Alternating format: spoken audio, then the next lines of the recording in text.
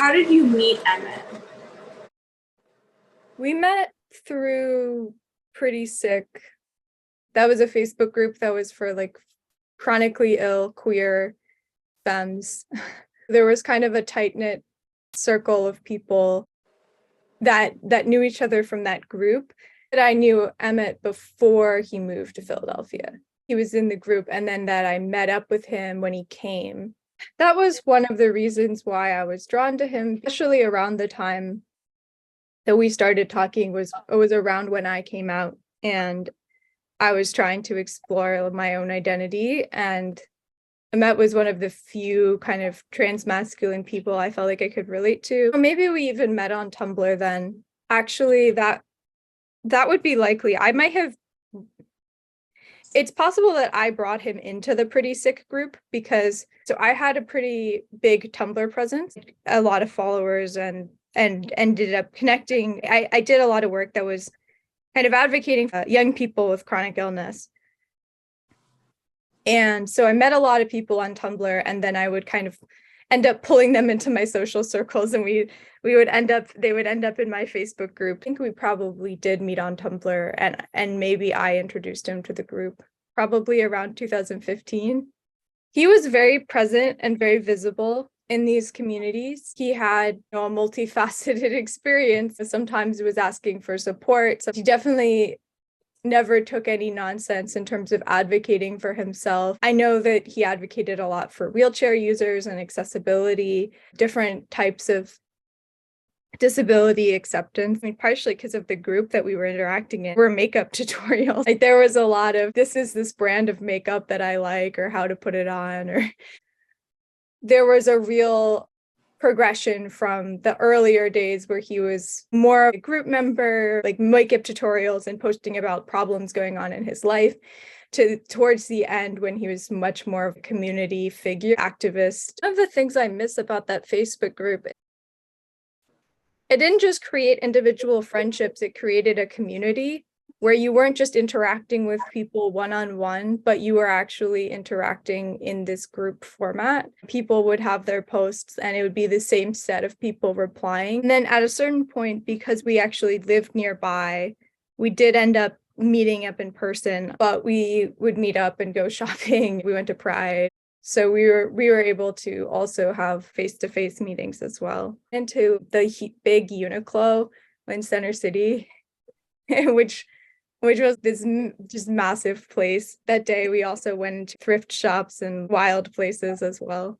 Yeah, he loved shopping. That he was looking at some pretty flamboyant stuff, as just basics, like all kinds of stuff all over the map. The thing that I remember the most from that first day was just how freaking hard it was to do anything in a wheelchair. Never really tried to spend a casual day with someone in a wheelchair in downtown. Everything we wanted to do, we had to go walk around 3 blocks out of our way. There's no curb cut here because there's construction, or we'd want to go into a store and it wouldn't be accessible. I'd been an advocate for a while at that point. Experience of even just trying to spend a few hours navigating. And I remember there were some points where I gave up. Okay, I'm going to go over this curb. I really shouldn't. We had no other option besides abandoning our plan entirely. Remember, there were stores we wanted to go into. We just couldn't even go into.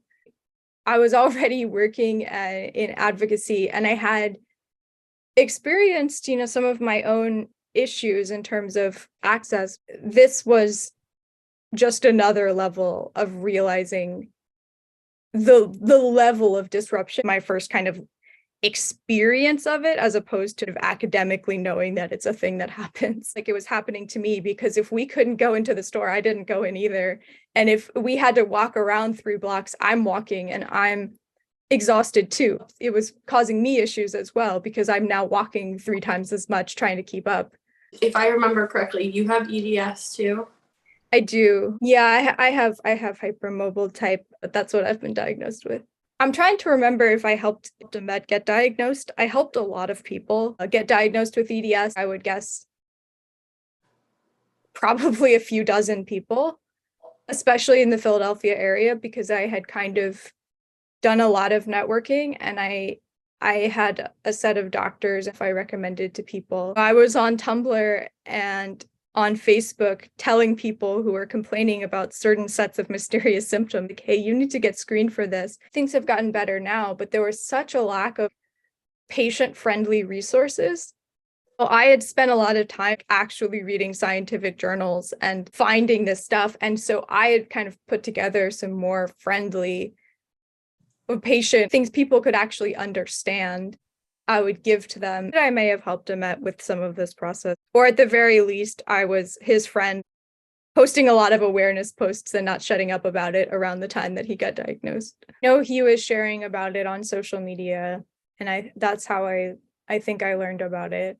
Of course, I'm going to be there for that. I reached out and we talked. The fact is, I was close enough that I could visit, and of course I was going to. At this point, I was living a little farther away. I was an undergrad at University of Delaware, so it was somewhat more difficult for me to get there. I was going to do whatever it took. And I had the support of the person I was dating at the time. I didn't have a car, but she drove me some of the time so that I wouldn't have to take the train. I'm really grateful to her for doing that. Part of why she understood was she was also trans, and she was religious.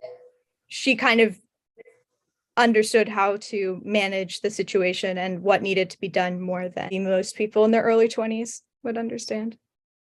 Really grateful for the way that she was there for me, because I was definitely able to be there for Emmett much more because she was willing to make those sacrifices and do those drives for me, and she understood that it was important. It was so wonderful, and it was just like it's like you went through society and you found the most caring, compassionate, comforting presences, and you put those people together and you had them organize and make what needed to be done happen. Say it was like our space of kind of radical openness. People were just so, no one was using euphemism. In terms of the community that was there, it was just people were very much like, this is the fact, this is what's going to happen, these are the plans, this is how I'm feeling today. But it was very warm, and it wasn't just depressing. People would say the upsetting stuff, but then they would also celebrate and do these wonderful things. We were making art, we were playing music, people were dancing sometimes. All of this was happening, and there was just such a connection, I think, even between the people who I hadn't met before. Every time I just felt such a connection to everyone there. There was a lot of warmth and a lot of love. I didn't feel like it was any one person. I've just felt like it was the community. Every time I went, there were different people there, but everybody had the same kind of energy. I was there with Joan a lot because Joan was like also a good friend of mine. And so I was there with her a lot, and we were coordinating things. It was somewhat of a transformative experience for me in that I had introduced a subset of people. So a lot of these EDS people were people who I had met on Tumblr or in larger EDS groups or in EDS Philadelphia. If they were young and in the area and had EDS, I would link them up. I had run a small Facebook group for this purpose, and I had arranged some meetings. Somehow all the people I was meeting, almost all of them were Jewish, and I'm not. I didn't realize until this experience and the things people said to me that I had actually linked up a lot of people, and that they formed a community together, that it created this meaningful thing. And it made me realize these things that seem small, introducing some friends who have things in common or holding a small event, can end up having kind of profound consequences. I don't think I ever would have imagined that I had done something that was important or meaningful if I hadn't had an experience where people felt compelled to tell me. I had no idea. I was just sick and isolated and doing this stuff. I had no idea the kind of impact that doing something like that could have. I was totally blown away by that. When I got sick, I was kind of abandoned by my friends, or not kind of. My friends straight up said that they thought I wasn't fun to be around. That's a thing that I know happened to a lot of us. Almost all of us had lost friends when we got sick, if not all of our friends. Because of that, I had such a negative view of my ability to create meaningful relationships with other people. And I think that's partially why it was such an important experience, because It just made me realize that even though I was told that by these healthy people just were like, well, you're not very much fun at parties, but I had other things to offer that were valuable. And actually, this is something I've been reflecting on a lot recently, which is that the people that are typically that are fun to hang out with, you want to go to a party with, those people aren't necessarily going to be the people who show up when things suck. Often it's the people who I saw in Emmet's hospice were often the kind of quieter, more introverted. If you're socially awkward all the time, then you don't need to run away from the fact that it's inherently awkward to visit your friend who's dying. But for someone who has a lot of social charisma and knows what to do at that party, then maybe when their friend's in the hospital, they don't know what to do and they're not used to handling that. And so they don't show up. A lot of people, they just don't know what to do. But what I found so inspiring about Emmet was that in this situation, dozens of people showed up. Emmet had built a life that was 100% full of these people. He had surrounded himself with dozens of people who are going to be there and show up when things are hard. And he'd found that they'd been drawn to him. It speaks really, really strongly of him, the kinds of people that he surrounded himself with. Yeah, these are the people who show up. We have other valuable things to offer. There's definitely something about having experienced your own pain and hurt that makes you often, I think, more able to show up. It was decorated. People were doing coloring books and then putting the finished product all over the walls, paper decoration, fairy lights. I think the thing about the second hospice was that it was so clear that there were people sleeping there always. So it felt very lived in. I was there one of the last few days. I remember the space being beautiful and there being a view and it feeling very lived in. I'm much more educated and involved about the history of AIDS and what people went through now than I was at that time. I actually think that I got into it right after this happened. I always think of Emmet when I read about that time. The experiences people were describing were something that I could relate to. Just the way that queer people come together for each other, despite the fact that we're dealing with so much. I remember talking to Stacy because she had slept over many times in the last couple of weeks and she'd been there. I remember her saying, I was there 72 straight hours. Knew that her health was really bad, really, really bad at the time. How did you do it? She's like, I just had to. He gave me advice about top surgery in hospice. We talked about my whole transition and ideas and what I was worried about. Some ways that seemed completely inappropriate. I think it was what Emmet wanted to do. What I actually did when I was in hospice was just sit and listen. That I'm not Jewish. It was really interesting to me to learn a lot about how just different like parts of the community work and the grieving process, and the fact that then people kind of embraced and included me in all of that, which really made a big impression on me. Jews know how to grieve. Yeah. And I was grateful that they did, because I felt like otherwise those events wouldn't have existed and they wouldn't have happened. And I wouldn't have had that kind of closure and the comfort in the community that I had. It was preparing us for what we needed to go forward. I do think this was part of his motivation to go to hospice, though, was that he didn't want the disruption of a sudden death to sepsis. And what that would have looked like. He wanted the chance to have the proper preparation and the emotional readiness of the people in his life and all of those things that did happen because we had time. Whereas if you're just waiting for that lightning to strike and suddenly you're dead, like that's none of those things would have happened. And I always felt like that was part of what he was looking for. If your friend's in the hospital and you don't know what to do, like just go, like just show up, just be there and go in without a preconceived expectation of I want to do this thing. You have to show up and read the mood. Having an interdependent community, people need each other, people need support, and not having it can kill you. So worth it to be there and to be in those spaces. It was such a meaningful experience for so many of the people who were there.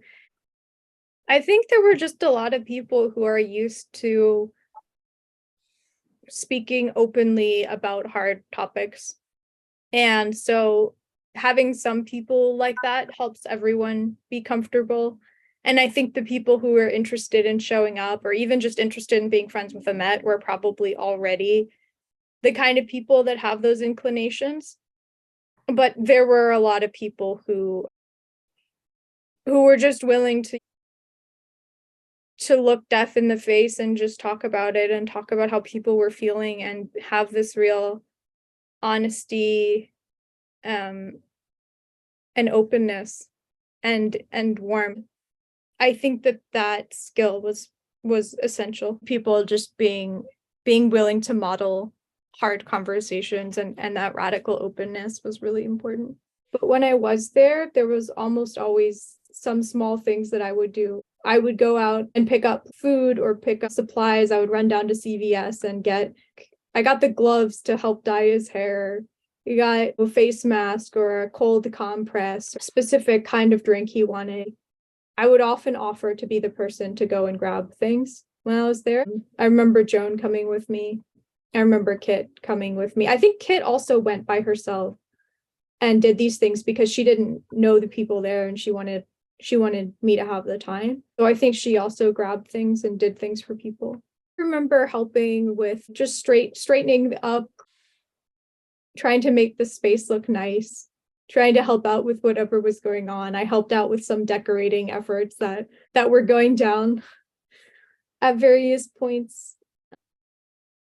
I had a lot of private conversations with the other people there and let them talk about what was happening. A lot of these conversations even happened outside of the hospice room itself. There were times where there were too many people in the room or some medical thing had to happen, and I would be in the waiting room talking with someone about, I think, since I was someone who wasn't there as much, one thing I could do was offer emotional support to the people who were there every day. And so that was something that I ended up doing, letting people talk and cry about the stress they were feeling, being a more like everyday caretaker. And for me, as someone who was just coming in maybe once a week, I could listen to those people and it felt reasonable and fair, I think. It was an extremely moving and beautiful demonstration of what a faith community can be, a way to organize people and help coordinate and get people to show up and remind people and give people like a framework from which to navigate tough situations. The rituals of all of it, of the grief process, were really important.